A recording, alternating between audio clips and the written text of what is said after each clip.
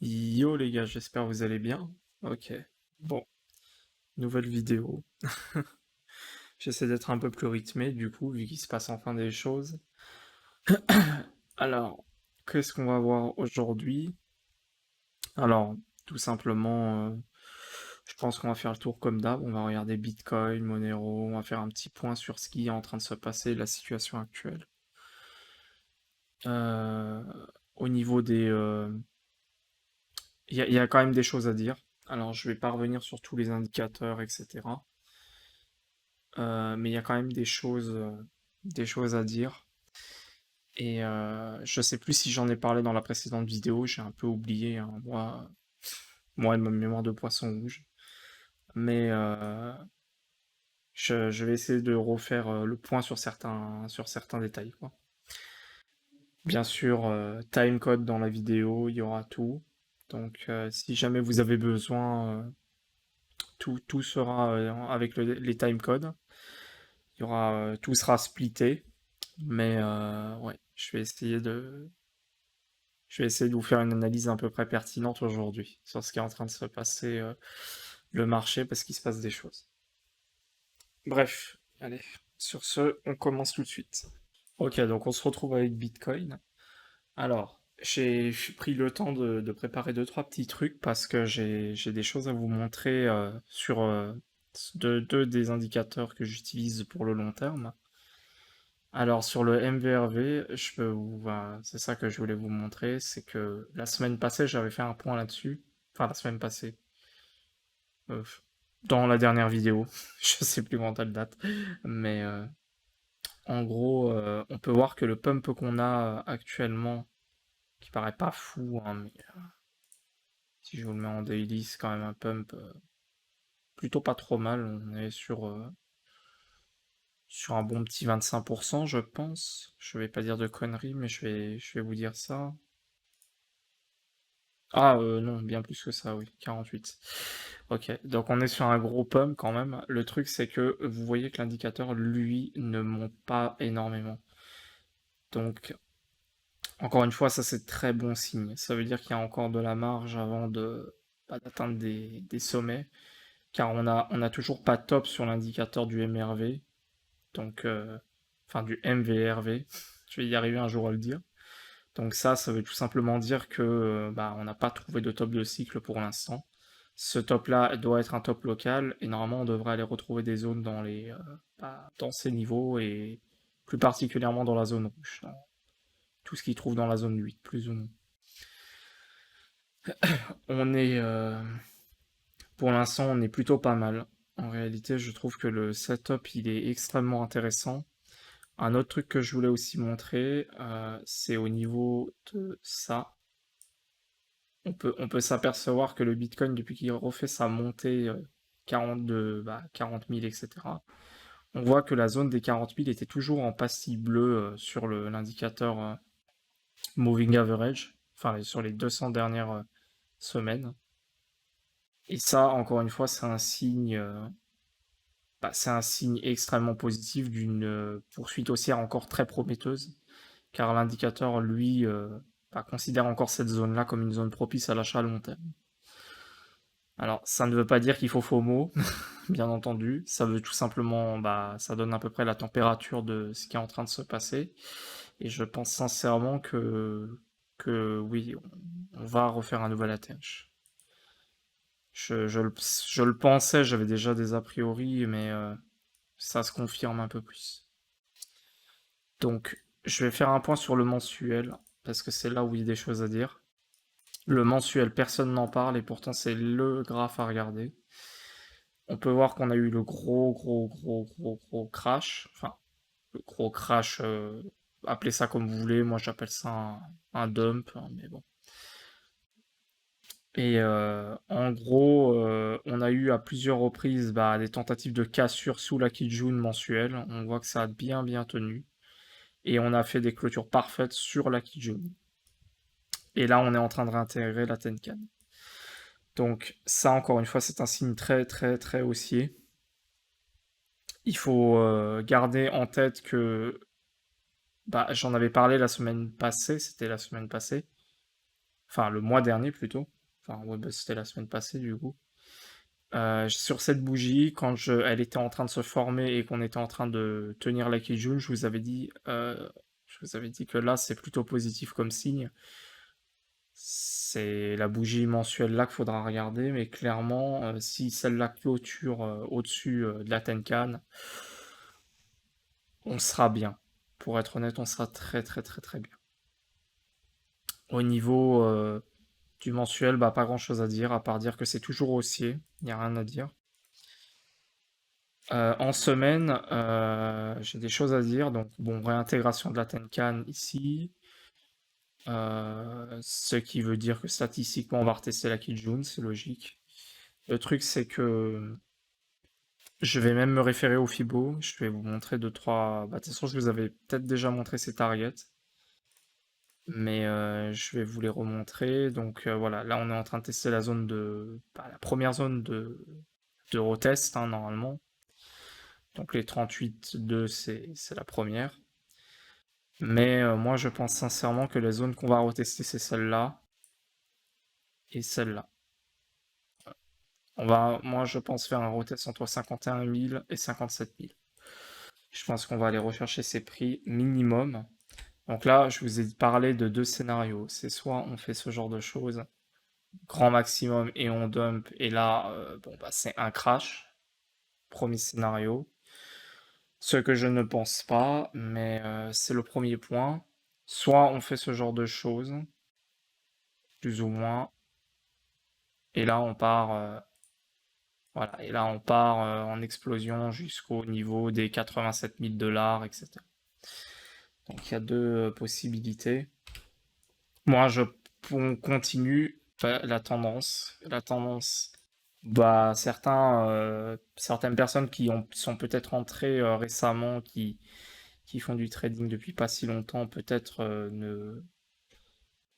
bah, n'ont pas assez de recul, mais il faut garder en tête quelque chose, c'est qu'actuellement, la tendance, hein, qu'on soit bien d'accord, la tendance est haussière.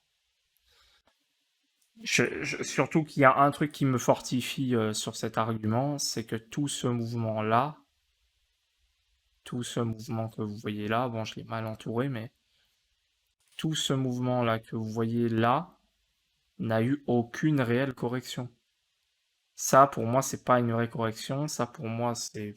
Ouais, on peut peut-être parler de correction à ce niveau-là, mais pendant tout ce rallye-là, il n'y en a eu aucune. Là, c'est normal, ce genre de mouvement-là, c'est tout simplement une correction de tout le mouvement haussier qu'on a fait. Donc, ça veut dire qu'on parie sur potentiellement, là, on est peut-être sur la première grosse correction du cycle haussier. Et ce sera peut-être pas la dernière. Faudra peut-être vous le dire.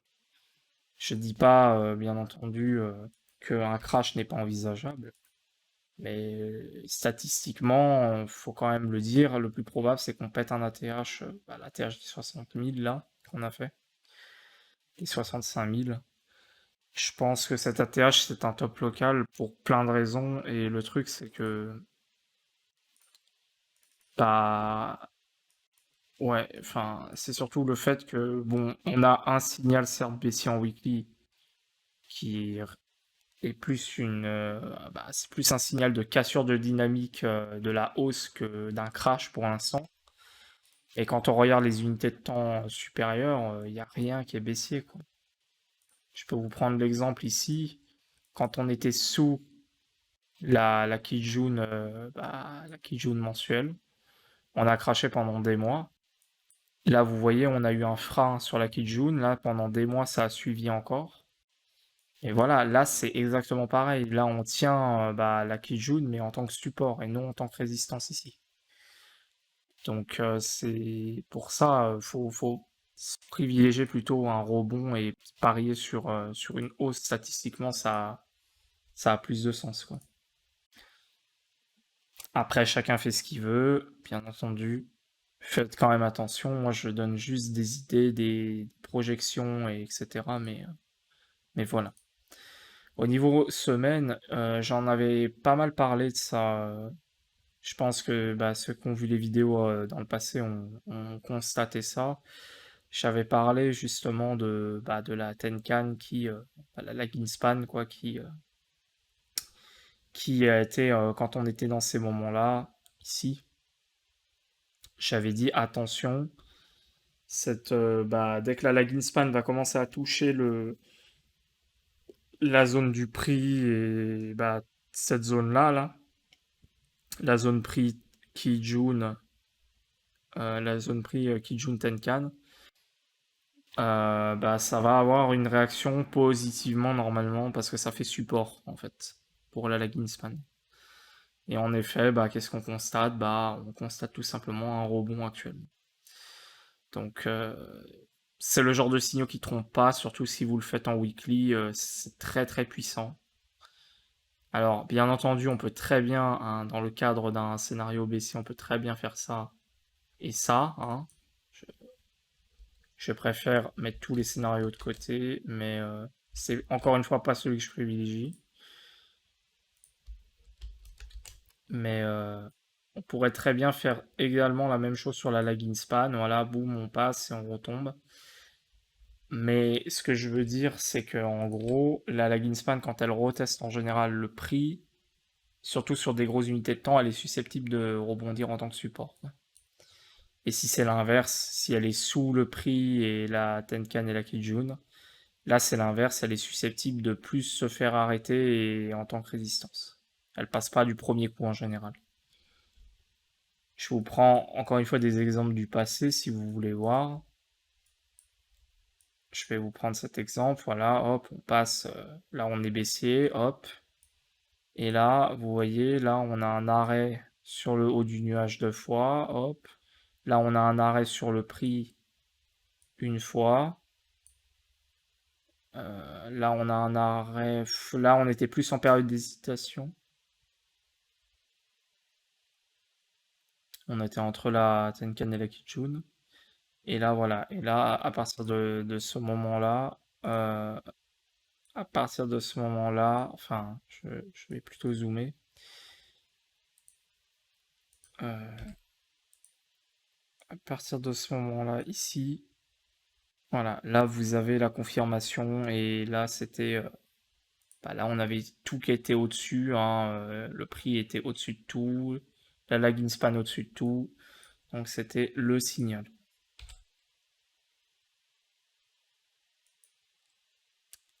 Ce qui m'embête un peu, c'est malheureusement un peu dommage ça, c'est que là on avait potentiellement, c'est jamais précis à 100%, mais là on aurait pu avoir le signal. Le problème c'est que on a été bloqué, malheureusement on a été bloqué. On a été bloqué, c'est dommage parce que là on aurait. C'est le seul truc qui est un peu dommage, c'est que ouais, on a fait un petit excès et on a réintégré. En général, le mieux c'est d'attendre voilà une cassure franche comme ça. Là, vous avez au moins une idée que c'est confirmé quoi. Par contre, quand on était à ce niveau-là, pourquoi on a autant fait résistance ici? Je peux vous montrer un exemple. Au niveau du mensuel, voilà. Là, vous avez la réponse de pourquoi on n'est pas passé. Deux clôtures mensuelles. Une clôture mensuelle ici qui reste sous la Kijun et ensuite celle d'après elle est pareil, elle n'arrive pas à réintégrer le dessus. Donc c'était voilà, c'était on va dire cet argument-là qui faisait que ça faisait résistance quoi. Par contre là, voilà, dès qu'on a eu la cassure franche à 11 000 et qu'on a eu la première bougie à la limite, celui qui était prudent, il attendait au moins la cassure mensuelle. À 13 000 $, là vous avez la confirmation et derrière vous voyez bien que c'est monté en flèche, quoi, tout simplement.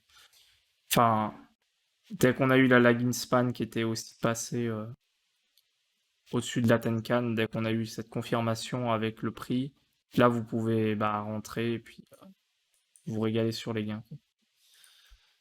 Voilà, c'est un exemple, hein, là c'est plus c'est de l'éducation, enfin c'est un truc éducatif là que je parle, c'est pas vraiment. Mais c'est intéressant et ça peut vous donner Enfin, vous faire, c'est pour vous donner une idée un peu de comment ça marche, quoi. Donc du coup, au niveau de Bitcoin, je pense que j'ai pas grand-chose à dire. On va aller retester la zone des 50 000, soit 57 000, très probable.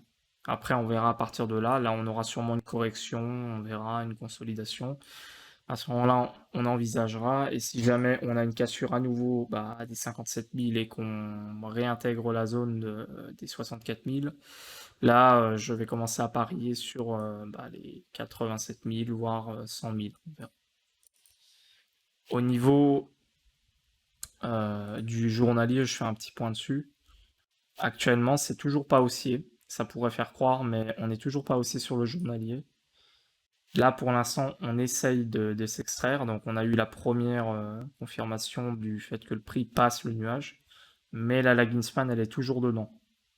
Donc, attendez-vous peut-être à un rejet temporaire au moins, près de la zone là, des 44 000. C'est pas impossible que le prix bute à cause de la lagging span, redescend un peu et essaye de le péter par la suite. Bon, là, j'abuse un peu sur l'explosion de la hausse, mais voilà l'idée, quoi. Ça peut peut-être pas passer du premier coup, quoi. Donc voilà. Je pense que j'ai fait le tour sur Bitcoin. Je vais quand même regarder le H-Ribbon parce que certains le regardent un peu de temps en temps. Aucune confirmation. Non. Le H-Ribbon ne confirme rien pour l'instant. Faut savoir que c'est un indicateur qui, dès qu'il dit qu'il y a une pastille bleue, en gros, c'est une confirmation d'achat propice pour le long terme. Le truc, c'est que bah, il a toujours du retard cet indicateur. Donc, il vous fera jamais acheter les points bas. Ça, faut en avoir conscience. Mais en général, il est très très fiable. Ça, c'est sa force. Mais je le regarde un peu de temps en temps aussi. Je regarde vite fait le 350 DMA s'il faut, avant de switcher sur Monero. Euh, Pas grand chose à dire, hein. Non. Le 350 DMA, je n'en parlerai pas dans cette vidéo pour l'instant. Pas besoin d'en parler. Donc, au niveau des indicateurs, je crois que j'ai fait le tour, hein. Il n'y a pas grand chose de plus, hein. Le RSI, le RSI c'est pareil, hein. Ouais, je vais pas faire de. Je vais quand même faire un truc pour voir. Ah, si, il y a cette trend à surveiller. Ah, si, si. Ok. Il y a cette trend là qu'il faudrait peut-être surveiller. Peut-être que là, on pourra avoir le prix qui bute et descendre un peu. Dans le cas contraire, si jamais on perfore cette trend, bah, il y a moyen que ça continue de monter très fort. Mais ça aussi, c'est un petit détail. Je le garderai de côté. Donc voilà, ouais, je pense que là, il n'y a plus grand-chose à dire. Donc je vais switcher tout de suite sur Monero. Et puis je vous dis à toutes. Ok, donc là, on se retrouve sur XMR. Donc là, au niveau du... Bah, je regarde tant que je suis sur le RSI. Sur le RSI, pas grand-chose à dire, hein. Non, pas grand-chose à dire. J'ai pas trop m'y attarder, le RSI. C'est pas... je l'utilise très rarement. Donc là, qu'est-ce qu'on peut constater? Bon, bah, c'est un peu la même config que Bitcoin, hein. C'est-à-dire qu'on est en train de casser la Tenkan, on va potentiellement réintégrer la Kijun. Surtout que bah, ça semble évident, quoi. Cette zone doit être retestée minimum, quoi. Donc c'est la zone des 330 dollars minimum, mais je vais essayer quand même de vous mettre les zones de rechargement qui sont adéquates. Les zones de rechargement se situent plus près des 180, 380 dollars, 440 dollars. Voilà. Si vous voulez votre vrai dead cat bounce et que vous êtes baissier, c'est soit minimum ça, à mes yeux, soit minimum ça. Voilà. Le mec qui veut tenter le short optimal pour miser sur un scénario baissier, ce serait de shorter la zone là. Je dis pas qu'il faut shorter parce que c'est la contre-tendance de voir ça, surtout on a quand même, on a quand même des signaux qui montrent que c'est pas propice de faire ça maintenant. Tout simplement parce que là, on a fait un nouvel ATH comparé à là. Donc, le fait de faire un nouvel ATH pile poil du précédent, en général, ça veut dire que ça va pas s'arrêter maintenant, quoi. Ça veut dire que la probabilité, c'est que ça continue de remonter par la suite. Donc, c'est pour cette raison. Après, il y a le fait aussi que bah, qu'on est toujours sur une dynamique haussière malgré que la baisse peut être impressionnante. Si on se met en logarithmique, bah, là, vous pouvez constater que ça, c'est haussier, quoi. Ça, c'est haussier, quoi. Tout comme ça, c'était haussier. Donc voilà. Faut pas shorter ce genre de choses. Après, chacun est libre de faire ce qu'il veut. Chacun est libre de ses trades. Mais moi, à titre perso, je ne le ferai pas. Le truc, c'est que au niveau au niveau du weekly, bah, j'avais parlé hein, si vraiment vous pensez que ça montera pas plus haut, bah 330 $, c'est la zone à c'est la zone minimum. 380, c'est la zone intermédiaire que je pense qui est plus réaliste. Et 440, c'est vraiment la zone maximum. Je pense que si vraiment il y a un scénario baissier, ça ira pas plus haut que ça. Mais si par contre, bon, moi je parie pas sur ce scénario, mais je le dis pour ceux qui sont plutôt baissiers. Par contre, au niveau bah, moi je mise plutôt sur une continuation de la hausse. Donc logiquement, bah, c'est pas très compliqué, hein, ça voudrait dire qu'on irait faire un nouvel ATH. Là, vous avez les extensions, j'en avais parlé, hein, ça change pas, c'est entre 740 $. On pourrait très bien faire une hausse comme ça, continuer, buter vers les 740 $.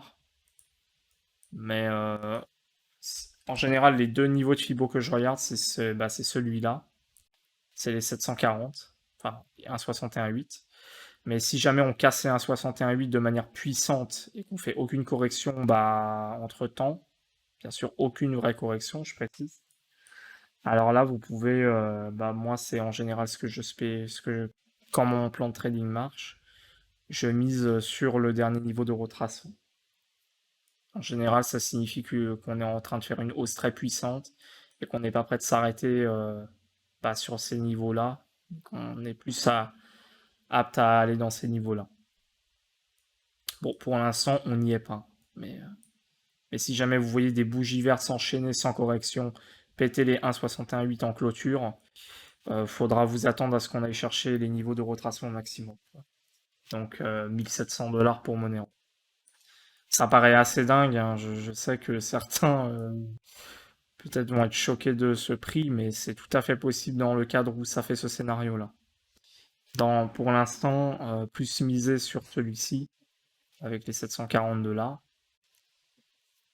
$. Ce serait plus ou moins cohérent qu'on s'arrête plus vers cette zone en premier lieu.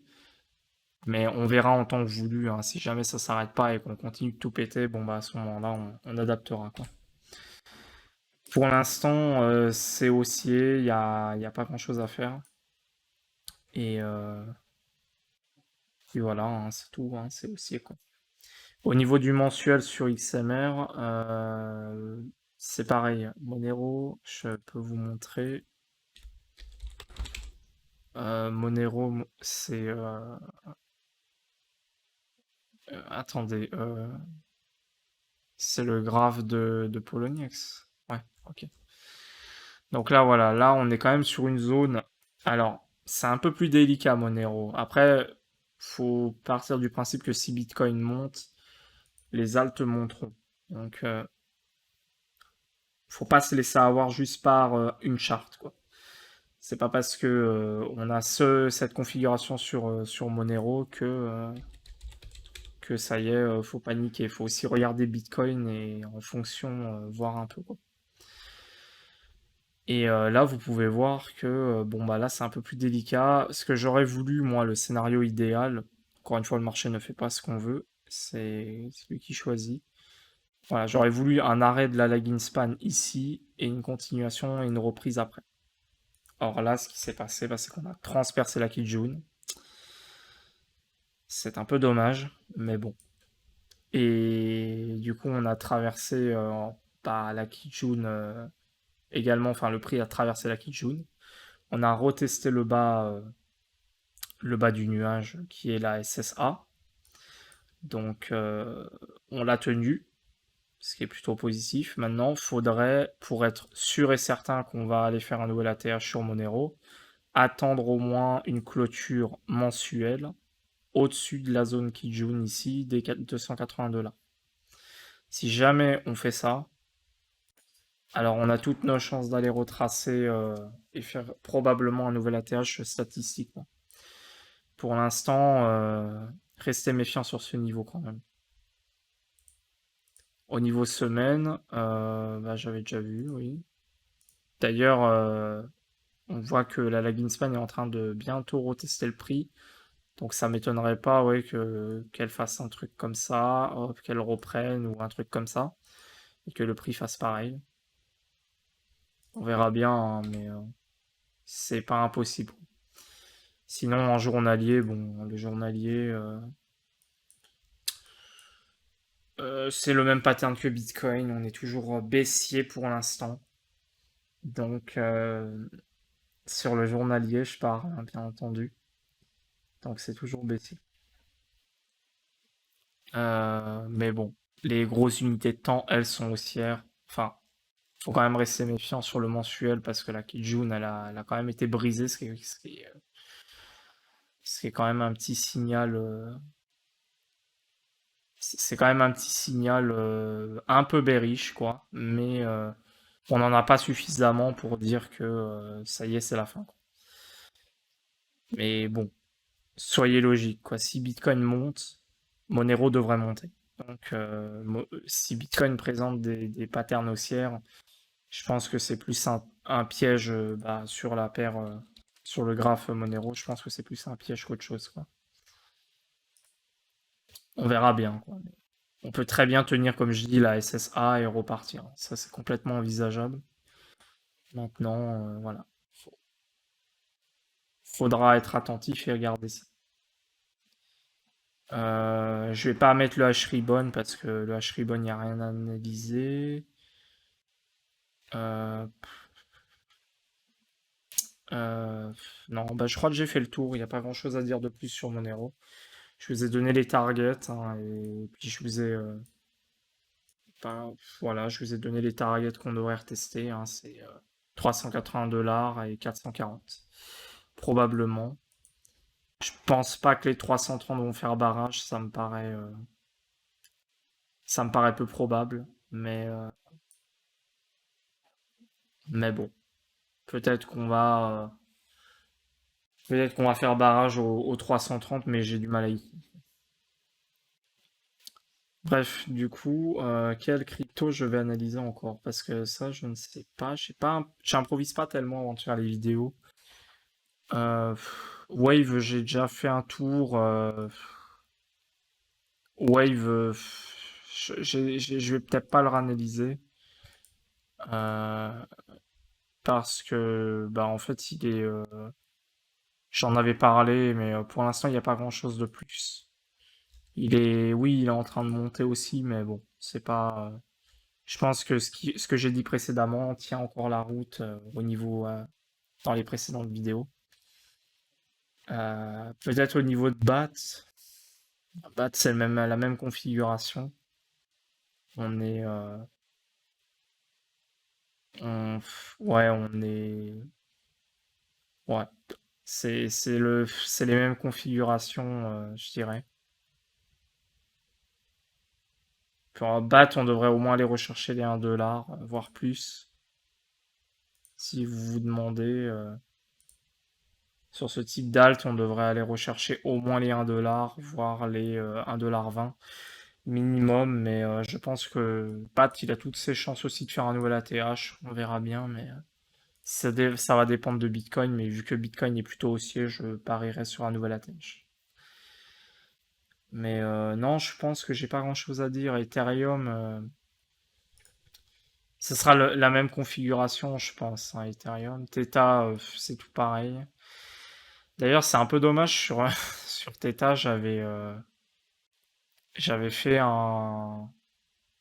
C'est dommage parce que j'avais parlé de la zone des 3,40, mais il y a peu de gens qui l'ont pris, cette zone. Et j'avais dit de revendre à 6,90 $, donc là on est largement au-dessus, on est à 7,06 $. Mais 6,90 $, c'était une bonne zone de revente pour reprendre sa mise de départ achetée là. Ça fait un x2, donc bah, j'espère quand même que des gens ont pu prendre ce trade. Ce serait un peu dommage de l'avoir partagé sans que personne en ait profité. Je l'avais partagé sur le topic dédié à Theta, hein, mais bon. Bah, malheureusement, il était pas trop actif, hein, c'est toujours comme ça, j'ai remarqué, hein. Quand ça baisse fort, les gens se désintéressent complètement et il n'y a plus personne, mais quand ça remonte, tout le monde est là, quoi. Ça, c'est un truc aussi qu'il faut que. Si vous. Bah, disons que je pense que. J'allais dire, bah, j'ai pas de leçon à faire, mais si vous êtes dans ce cas de figure, essayez de faire l'inverse, quoi. Clairement, de vous intéresser quand un truc plonge comme ça, plutôt que quand un truc monte comme ça, quoi. C'est là qu'on fait les meilleures opportunités, quoi. Mais Theta, c'est pareil, je vais pas l'analyser plus. J'ai suffisamment dit. Donc, ouais,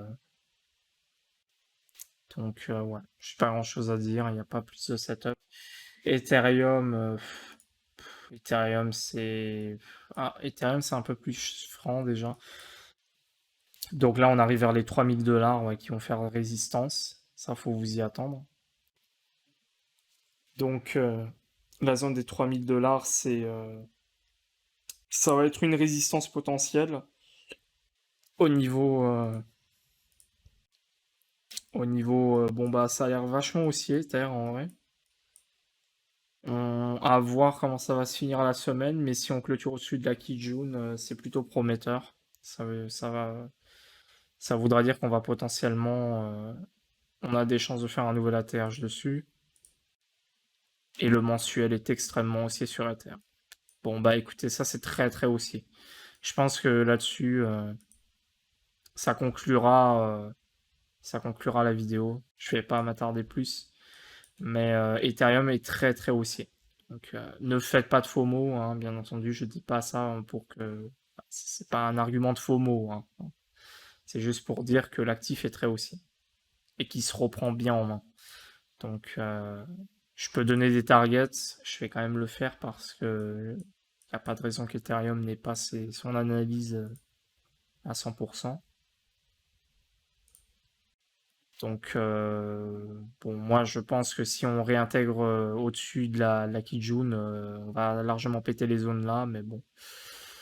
Si on parie sur une zone, une nouvelle vague haussière, bon bah vous avez les 6 000 $ qui sont une première zone d'arrêt et potentiellement, on verra bien, mais si ça explose fort à la hausse, les 13 000 $ pourraient être envisagés. Voilà. Voilà, donc je pense qu'il n'y a pas plus à dire. Par contre, au niveau des les cercles de Fibonacci, j'en ai pas reparlé parce que pour l'instant, il n'y a pas grand-chose à dire dessus. J'avais déjà analysé les actifs pour les targets, j'en reparlerai en temps voulu dès qu'on les touchera. Mais c'est pour l'instant, ouais, j'en ai pas trop reparlé. Je peux quand même regarder sur Ether, ça coûte rien de le faire. Euh, Attendez, jusqu'au bottom, il est ici, plus ou moins là. On va mettre la zone ici, ça ira très bien. Donc là, où est-ce qu'on se situe? Bah vous voyez, hein, ça reste quand même pertinent, hein. Regardez, le premier arrêt qu'on a fait ici, il se situe justement sur la première zone du cercle de Fibo. Donc, C'était cohérent qu'on c'était cohérent qu'on s'arrête ici. Donc la prochaine zone, elle serait, bah voilà, vous avez la preuve, hein, 14 000 $. Donc si vraiment ça vient à être très haussier, oui, on a nos chances d'aller à cette zone sur Ether. On pourrait parier sur les grosses zones à 59 000 et tout, qui sont les cercles de Fibo intermédiaires, mais pour l'instant, restons réalistes, c'est plus probable les 13 000 que cette zone-là pour l'instant.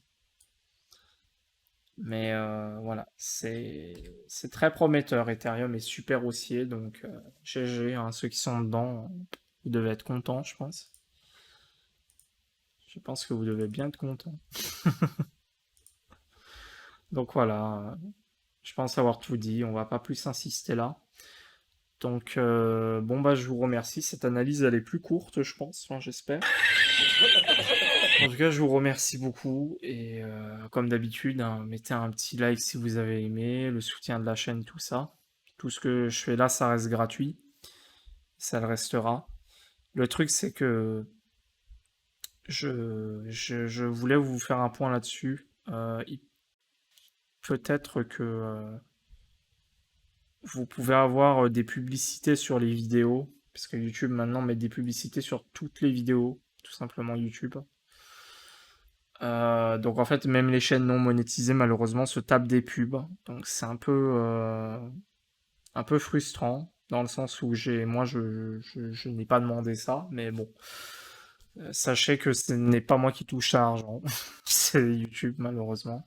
Donc ce que je vous invite à faire, c'est ce que je vous avais déjà dit précédemment, c'est d'installer Brave avec son bloqueur de pub qui lui dégagera tout ça. Après, vous faites ce que vous voulez, bien sûr, bien entendu, mais je vous incite à le prendre si vous voulez. Puis en plus, ça vous fait gagner de la crypto-monnaie, donc c'est tout bénef, quoi. Donc, voilà. Au niveau, ouais, bah, je pense avoir tout dit. Je pense avoir tout dit, et puis je pense qu'on verra, bah, de toute façon, ouais, on verra d'ici une semaine, on verra bien. Ça presse pas, et puis en tout cas, bah, je vous remercie, ouais, beaucoup du soutien, parce que c'est quand même vous, c'est quand même, bah, c'est ça qui fait vivre la chaîne, quoi, en fait. Sans ça, il y aurait pas de référencement, et sans référencement, la chaîne n'a pas de vie, donc c'est sûr que YouTube, sachant que c'est compliqué bah, YouTube au début, quand on commence une chaîne YouTube, c'est très très dur. Donc c'est là où le soutien est, je dirais, le plus important. Parce que là, les vidéos ne sont pas mises en avant. D'ailleurs, j'y vois, YouTube ne met malheureusement pas les analyses en avant. Ce qui est un peu dommage, mais pour de toute façon, ça vous fait profiter déjà vous. Donc c'est pas grave, hein. Mais c'est vrai que bah du coup c'est cool quoi pour le soutien tout ça.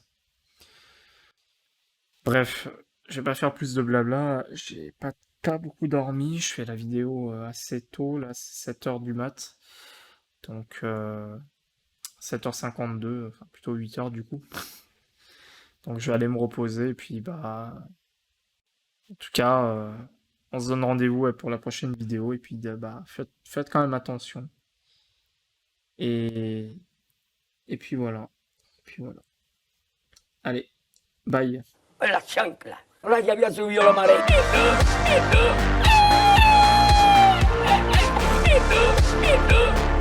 Ya están aquí, ya están aquí. Miren bañador, la chancla, la chancla.